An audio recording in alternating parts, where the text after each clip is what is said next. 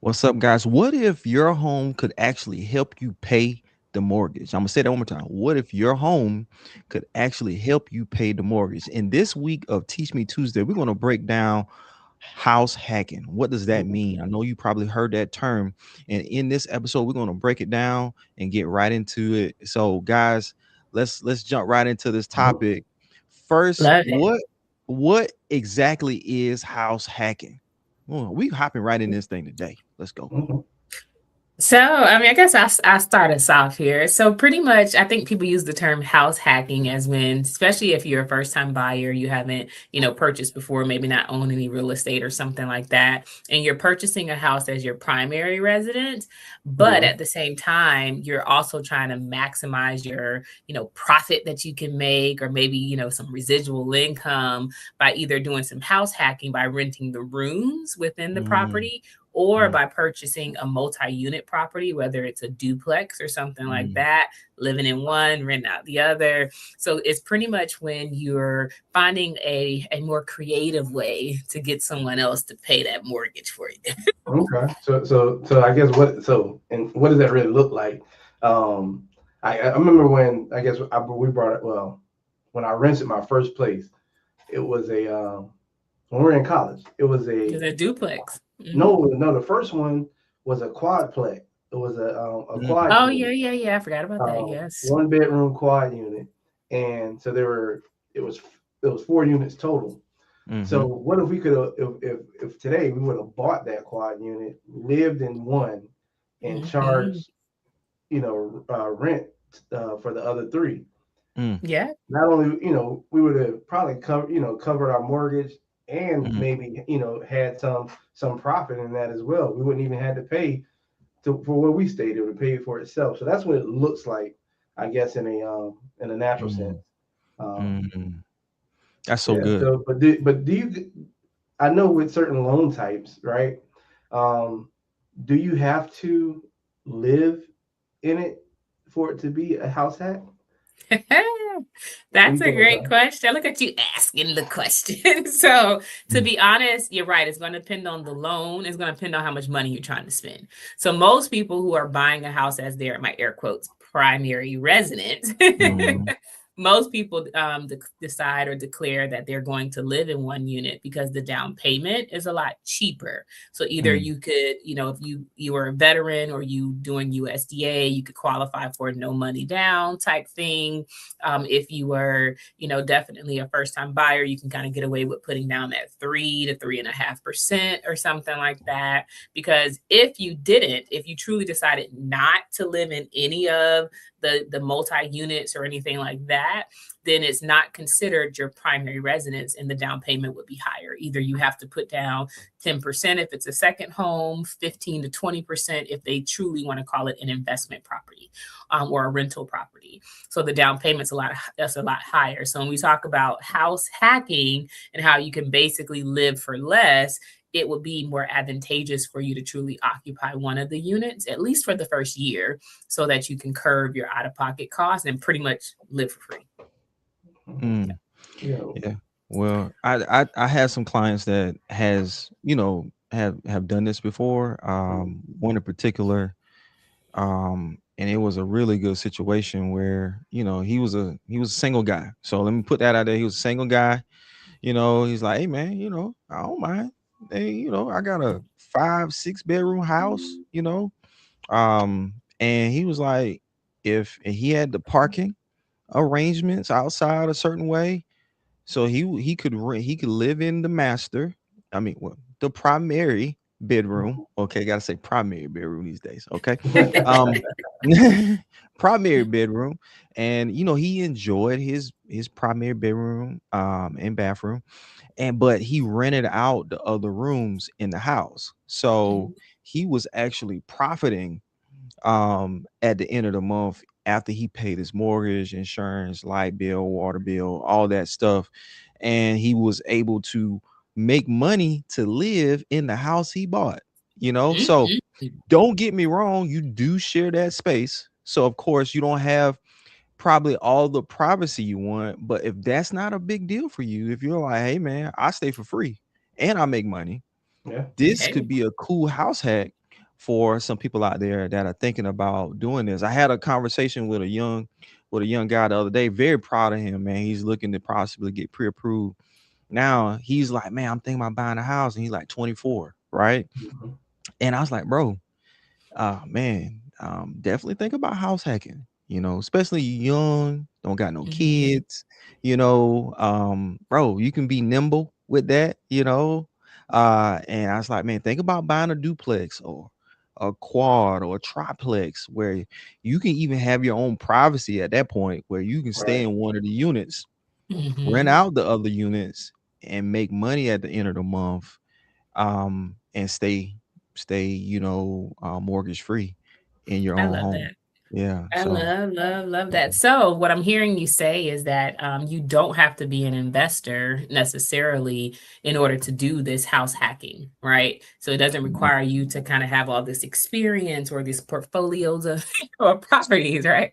you just sparked something just now, and and the reason I say you just sparked something just now is because guess what? When you buy a house, you are an investor. You become an Look at investor. Because you're Yeah. making an investment. Okay. Preach. You're not buying something that's losing value. You buying something that's increasing in value. Okay. There you So go. you are an investor. Now I know some people say, well, I'm not one of those guys that buy and flip and sell.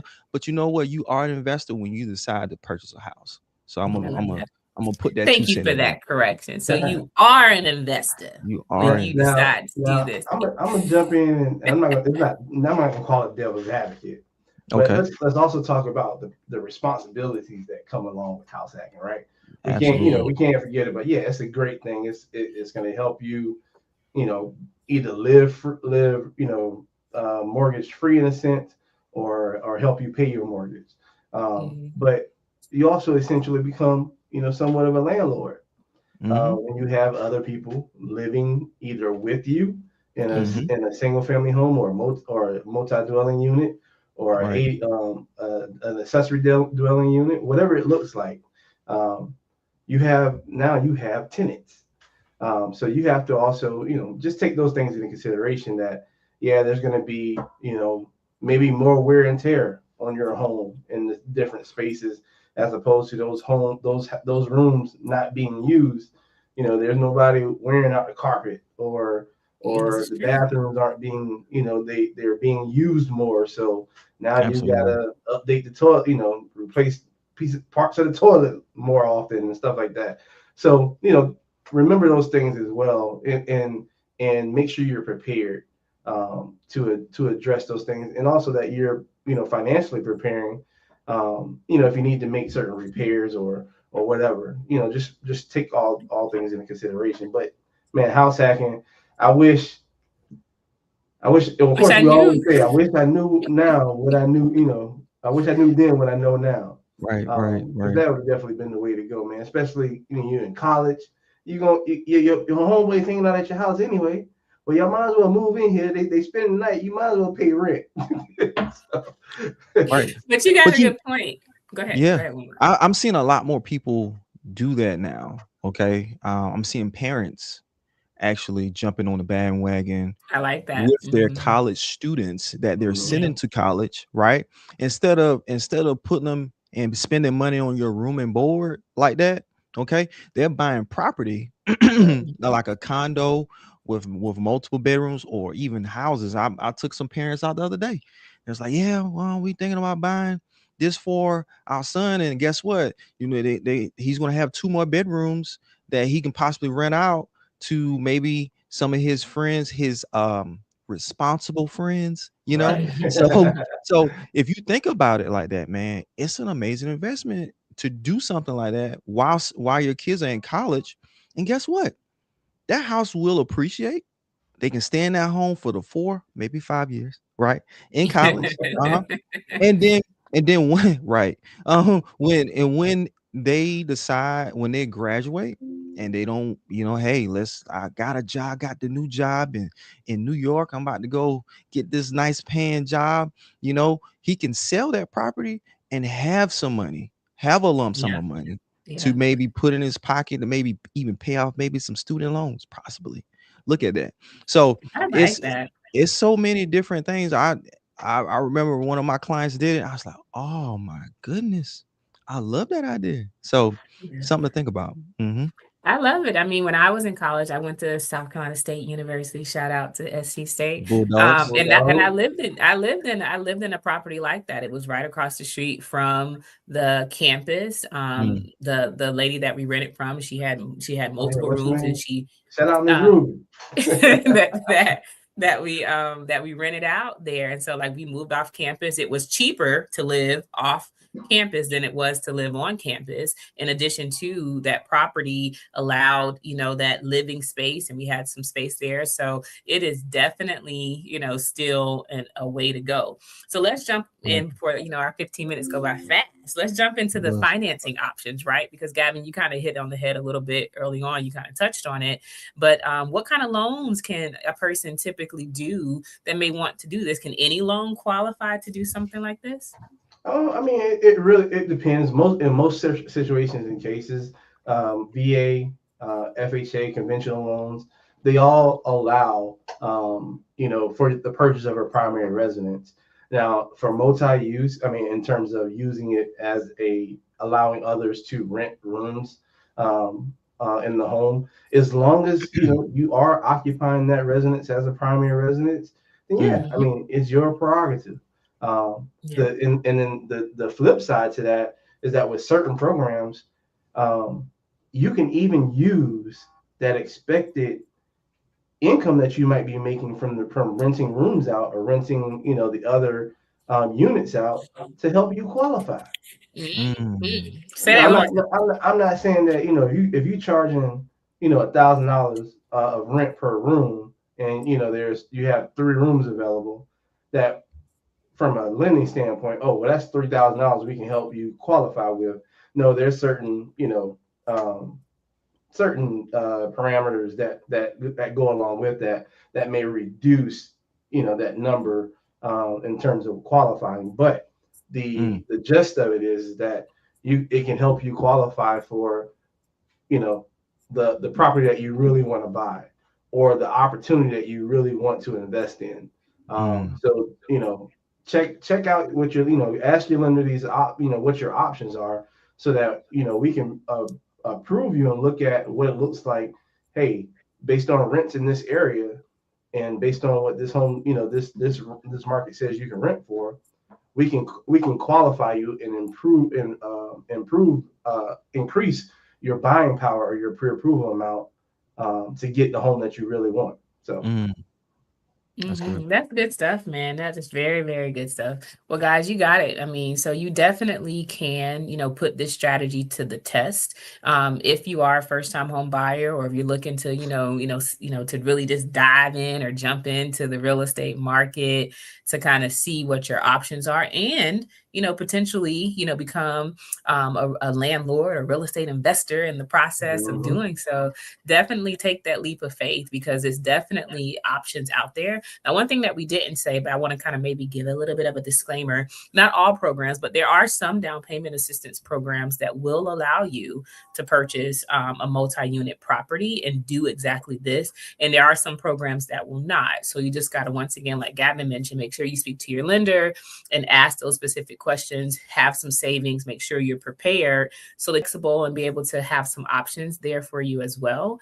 But it's a great opportunity to kind of, I would say, kind of, combat the affordability, crisis that we're in right now. Like, properties are a lot more expensive right now. And so a Mhm. lot of times what I'm seeing, especially in other cultures, are people are pooling together to purchase properties where they do plan on, sharing a common living space and just having their individual rooms, because that's a lot more affordable than trying to buy a whole house by themselves. So to each his own. And to me, there's no wrong way to kind of enter into that wealth building opportunity.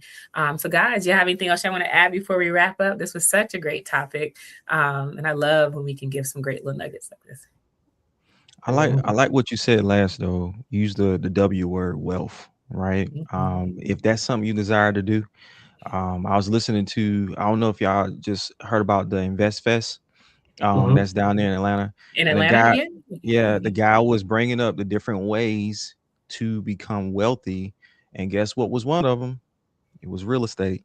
Mhm. So I'm just saying, if why not? Why not? If you're gonna if you're gonna actually buy a property and you're in a situation, this is not for everybody. House hacking is Yeah, it's not for not for everybody. everybody. Okay, True. but if you're like, man, this is a way to get my foot in the door with investing, and doesn't have to be your forever property, but Mhm. with all of the first time home buyer programs that are out there, you can utilize to actually get your foot in the door to be an investor. Mhm. Man, I think it's a great opportunity to take advantage Absolutely. Yeah. of it. You say, yeah, I couldn't say that better. So, all right, guys. Thank you guys once again for tuning in to this episode of Teach Me Tuesday. As always, please feel free to reach out to any one of us regarding anything mortgage or real estate related. And we will catch you guys next week. Have a great one.